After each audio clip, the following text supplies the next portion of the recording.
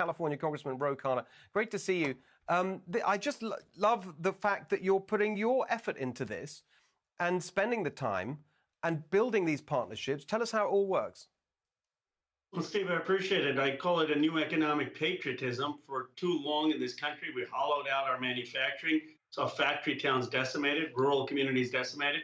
This is a program with the private sector where a tech company pays a $5,000 stipend to a student, gives them mentorship, gives them a credential, and then at the end of 18 months, we've seen success, and they're actually placed into a job, not a job in technology necessarily, in manufacturing and agriculture and retail, but it's bringing actual credentials that lead to actual jobs for community colleges.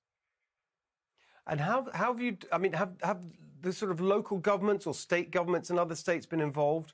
Have you done it directly with the companies? They have. I partnered with Governor Kim Reynolds, Republican governor in Iowa, and Des Moines Community College. One of the lessons of this program is that you need local stakeholders. You can't just create these jobs from Washington or from Silicon Valley. You actually need the buy-in of local educators, the local government, and you need the private sector involved. Too often what you have is these courses, and then there's no job at the end of it.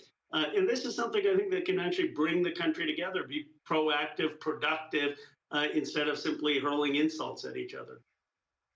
Well, I think that's right. I mean, that's why I love talking about this. And it's almost like I force myself to do it because it's very easy to just go down that road of the sort of usual political games. But I think this is what people are really yearning for, actually. That's why I use that phrase, positive and practical, all the time. I definitely feel that as I go around California talking to people. It's like most people aren't on the extremes. They just want things that work to improve their lives.